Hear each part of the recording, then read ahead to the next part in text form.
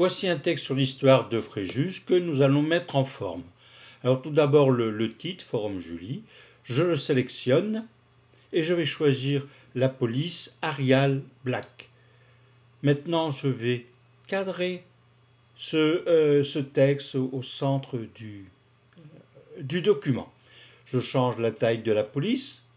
Donc là j'ai mis taille de police 18. Maintenant je vais aller sélectionner l'ensemble du corps de mon texte. Donc là je sélectionne et je vais lui attribuer comme police la police Verdana. Donc là j'ai parcouru un peu le menu déroulant police. Et voici donc mon texte qui a été mis en police Verdana. J'applique maintenant la taille de 10 points pour l'ensemble du texte sélectionné. Je vais maintenant encadrer le premier paragraphe, qui est mon paragraphe d'introduction, en jouant sur les curseurs, disons, de cadrage qui sont sur la règle. Donc j'ai fait mes cadrages à gauche, première ligne et autre ligne, et maintenant le cadrage à droite. Et maintenant je vais le mettre en italique. Donc l'introduction de mon texte est maintenant séparée du reste. Je vais maintenant embellir mon texte avec une lettrine. Alors pour insérer une lettrine, sélectionnez la lettre du début de paragraphe, allez dans Format, lettrine et choisissez un endroit où vous voulez mettre la lettrine. Donc là, ici, ma lettrine est dans le texte.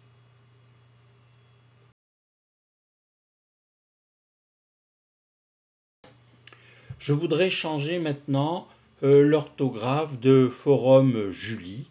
Donc je vais dans Édition, Remplacer, et je vais taper dans la zone Rechercher le texte à rechercher. Alors le texte à rechercher, c'est Forum Julie, bon, tel qu'il est inscrit dans le texte. Et maintenant, je voudrais le remplacer par Forum Julie avec quelques lettres romaines pour rendre mon texte un peu plus ancien. Donc je mets un V à la place du U. Et quand j'ai fini de taper mon texte de remplacement, je clique sur le bouton Remplacer tout. Donc là, j'ai 8 mots qui ont été remplacés. Éventuellement, je peux remplacer d'autres mots ou sinon cliquer sur Fermer. Voici là mon texte qui a été modifié.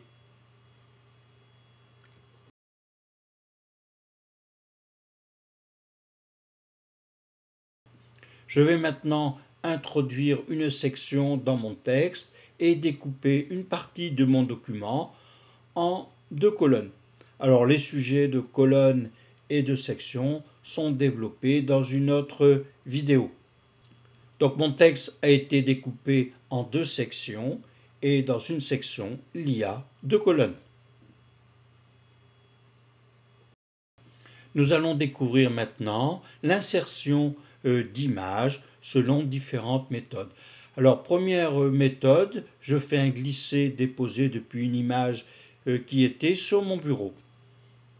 Alors nous voyons apparaître la boîte à outils images. Nous détaillerons plus tard l'utilisation de cette boîte à outils. Voyons maintenant l'habillage d'une image par rapport au texte. Donc je vais dans l'outil habillage de la palette de mise en forme et dans le style, je choisis la façon dont je veux que mon image soit insérée dans le texte ou le texte soit vis-à-vis de l'image. Donc là, j'ai déplacé mon image, je l'ai agrandi. Là, je déplace encore mon image et je vais voir, disons, de différentes façons d'habiller le texte. On a vu rapprocher, on a vu derrière le texte et voici d'autres, bon, au travers, etc.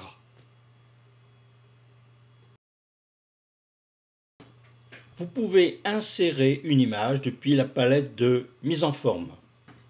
Dans l'outil palette de mise en forme, cliquez sur Object Palette et là vous voyez apparaître les images qui sont dans la bibliothèque d'images, la Clip Gallery. Donc là vous avez un petit bouton pour toutes les formes. Là je retourne à ma bibliothèque. Donc là j'ai l'ensemble des images. Là je vais sélectionner un petit sujet que je vais déplacer par un classique glisser-déposer dans mon texte. Ensuite je vais procéder à l'habillage de cette image dans mon texte. Là, je vais dans l'outil habillage, aligner avec le texte et maintenant, je vais faire rapprocher. Et donc là, nous avons notre sympathique agriculteur avec sa fourche qui est bien intégré à notre texte. Sur le Macintosh, iPhoto est le logiciel incontournable de gestion de sa bibliothèque de photos. Donc là, je vais aller chercher une image dans ma bibliothèque d'iPhoto et là, je vais l'insérer par un simple glisser-déplacer, drag and drop in English. Voilà mon aqueduc est maintenant dans mon texte.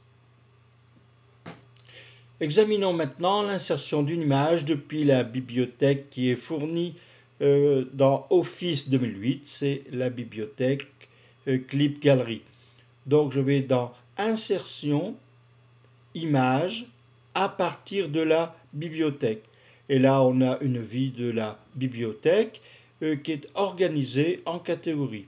Vous pouvez créer votre propre catégorie et y insérer vos propres photos.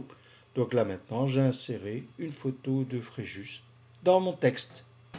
Avant d'utiliser nos chères cartouches de nos imprimantes, il est bon d'utiliser l'outil aperçu avant impression avant d'aller gaspiller du papier d'autre part et surtout les chères cartouches comme je vous l'ai dit dans l'introduction.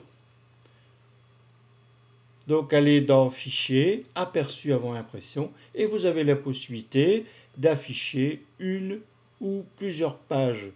Donc vous pouvez utiliser le petit outil qui indique le nombre de pages que vous voulez imprimer et la façon dont vous voulez plutôt les afficher. Donc vous rentrez dans le casier. Donc là ici j'ai 2 pages côte à côte. Là, j'en ai 3, mais même un peu plus. Là, ici, ça va afficher la totalité de mon document. Donc là, ça donne juste un aperçu, évidemment, insuffisant pour juger de la qualité de la mise en page. Vous pouvez aussi jouer sur le pourcentage de la taille d'affichage des pages.